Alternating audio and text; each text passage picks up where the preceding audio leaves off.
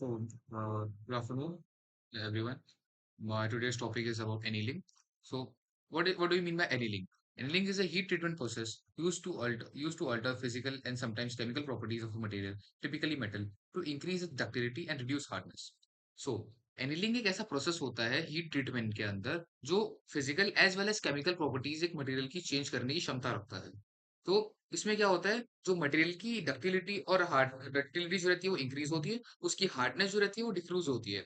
और इसी के साथ साथ जो एनीलिंग रहता है वो इंटरनल स्ट्रेसेस जो मटेरियल के अंदर फॉर्म हो जाते हैं, जब भी हम लोग वेल्डिंग कास्टिंग मशीनिंग करते हैं किसी भी मटेरियल के ऊपर, तो उसके अंदर इंटरनल स्ट्रेसेस फॉर्म होना शुरू हो जाते हैं। तो उनको रिलीव करने का जो काम होता है वो क्या करता है, वो एनीलिंग करता है।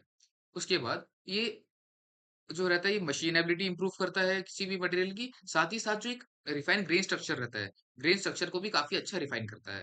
तो ये इसलिए हम लोग एनिलिंग का सबसे पहले हीट ट्रीटमेंट में जो एक काफ़ी इम्पोर्टेंट फेज़ होता है, वो हम लोग इसका इस्तेमाल करते हैं। उसके बाद एनिलिंग जो रहता है, वो काफ़ी तरह के उसके टाइप्स होते हैं। एनिलिंग काफ़ी ज़्यादा इम्पोर्टेंट होता है किसी भी हीट ट्रीटमेंट प्रोसेस में। और सबसे पहले हम ये जानना चाहेंगे कि एनिलिंग के स्टेजेस क्या होते हैं, की स्टेजेस क्या-क्या है एनिलिंग के? तो आगे देखिए आप कि की stages of annealing, heating. The heating of material to a temperature at which crystal structure undergoes a transformation. This temperature is typically below the melting point, but high enough to affect the material's microstructure. Heating, सबसे पहले हम क्या करेंगे, किसी भी material को उसके ऑस्टेनाटाइजिंग temperature पे रीच होने देंगे। ऑस्टेनाटाइजिंग टेम्परेचर क्या होता है, वो किसी भी मटेरियल का एक ऐसा टेम्परेचर होता है जब वो रेनिंग के लिए शुरुआत हो जाती है उसमें। और ये जनरली वेरी करता है 300 से लेके 900 डिग्री सेल्सियस में, तो 723 डिग्री सेल्सियस भी रहता है कार्बन के लिए। और उसमें क्या होता है, हम लोग हीट करेंगे इस किसी मटेरियल को इस टेम्परेचर तक।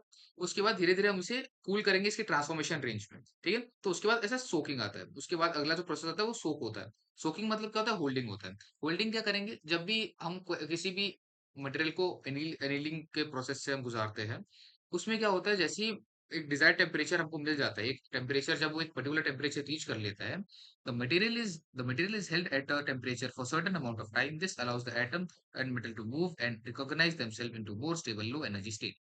Basically, बेसिकली उसमें क्या होगा, जो एटम रहता है, एटम जो रहता है उसको टाइम एटम जो रहेगा मेटल में उसको मूव करने के लिए टाइम मिलेगा।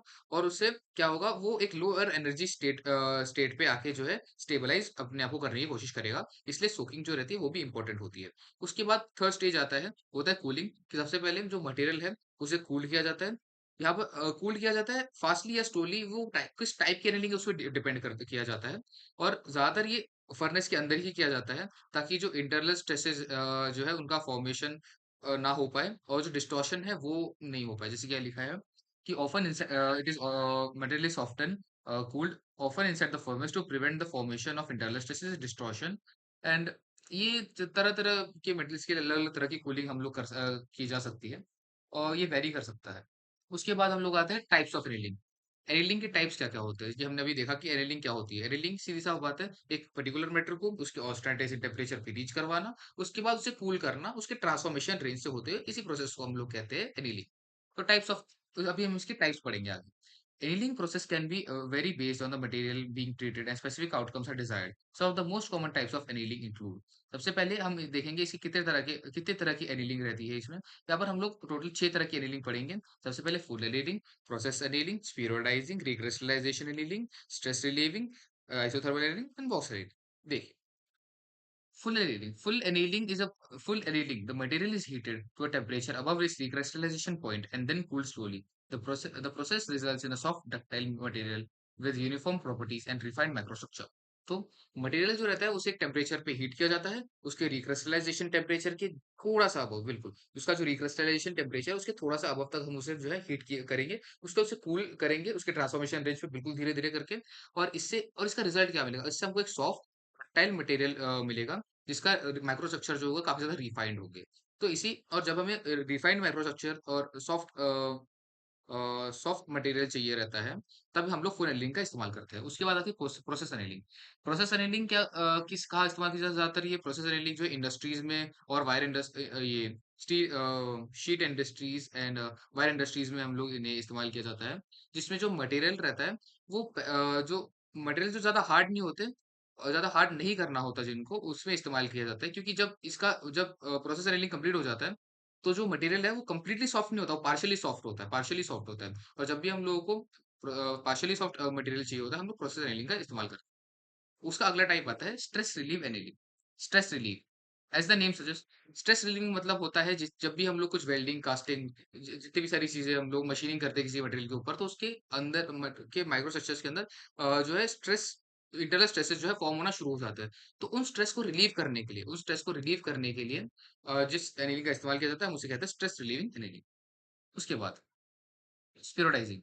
Spherodizing, often used for high carbon steel, spherodizing involves heating the material to temperature just below utopic temperature and holding it for an extended period. देखिए, जैसे कि मैंने आपसे कहा था कि सोकिंग, सोकिंग जिसको हम लोग होल्डिंग भी कहा जाता है, तो जब हाई कार्बन स्टील्स में सबसे ज़्यादा स्क्रूडाइजिंग का इस्तेमाल किया जाता है, इसमें क्या होता है कि मटेरियल को उसके यूटेक्टोइड टेम्परेचर के जस्ट बिलो, उसका यूटेक्टोइड टेम्परेचर के जस्ट बिलो तक हम जो उसे हीट करेंगे। उसके बाद उसके जब ये टेम्परेचर रीच हो जाता है, हम उसे होल्ड करके रखेंगे। उसे हम लोग डायरेक्ट कूल नहीं करेंगे। फर्नेस के अंदर जो कूलिंग रहती है, हम बाकी इसमें करते हैं, वैसे हम डायरेक्ट उसे कूल नहीं करेंगे। हम क्या करेंगे, उसे होल्ड करके रखेंगे एक थोड़े से period, extended period of time के लिए, उसके बाद हम उसे कूल करेंगे। तो इस प्रोसेस से हमको क्या मिलेगा, सीमेंटाइट पार्टिकल्स फॉर्म होते हैं।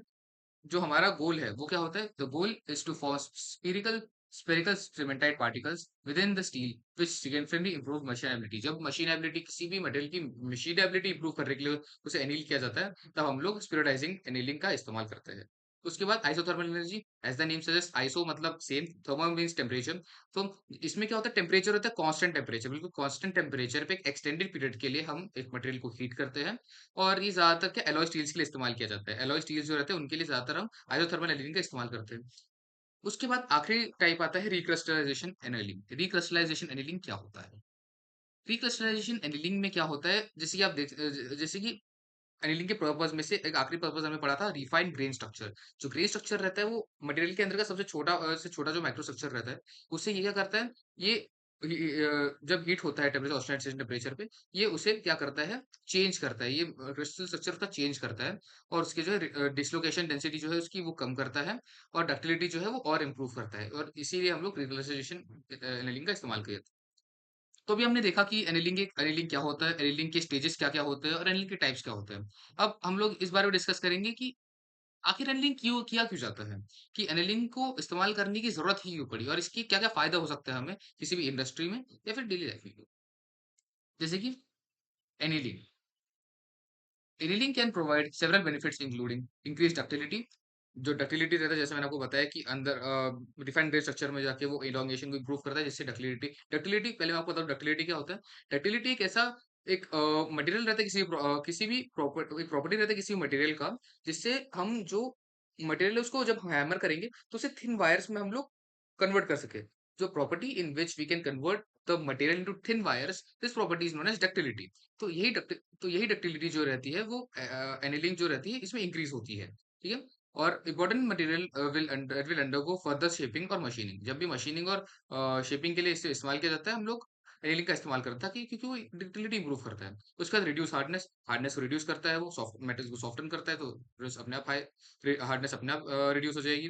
रिलीव इंटरनल स्ट्रेसेस जितने भी अंदर रहते हैं, annealing help us to release internal stresses that may be introduce during the cold working external factor जो भी रहता है वेल्डिंग कास्टिंग के दौरान, मैं जैसे बताया आपको कि फॉर्म हो जाता है, उन्हें रिलीव करने के लिए काफी मदद करता है। इंप्रूव ग्रेन स्ट्रक्चर, उसका जो अंदर के माइक्रो स्ट्रक्चर रहता है उनको इंप्रूव करता है। इंप्रूव मशीनेबिलिटी, जो भी एक डिजायर्ड हम लोगों को आउटपुट चाहिए रहता है किसी भी मटेरियल से कि ये मटेरियल में ये आउटपुट देगा, तो उसके लिए क्या होता है, उस चीज को अचीव करने के लिए, एक मशीनेबिलिटी जो ज़रूरी रहती है किसी भी मटेरियल की, ये इम्प्रूव करता है, कौन करता है? एनीलिंग। तो यही हमने देखा कि एनीलिंग क्या होता है, टाइप्स क्या होते हैं, स्टेज क्या होते हैं, उसके पर्पस, उसका बेनिफिट्स क्या होता है, ये आज के लेक्चर में हमने पढ़ा। This is presented by Prashish Jodape. My name is Prashish Jodape. I am from section O, mechanical branch, and मैं अपनी टीम की तरफ से इस मीटिंग को होस्ट कर रहा हूँ। मेरी टीम के मेंबर्स का नाम है पार्थ आखरे, पार्थ जोशी एंड सिद्धांत शिवंडे। ठीक है, हम 4 लोग की टीम है, एंड मैं अपनी टीम की तरफ से ये मीटिंग को होस्ट कर रहा हूँ, and thank you very much.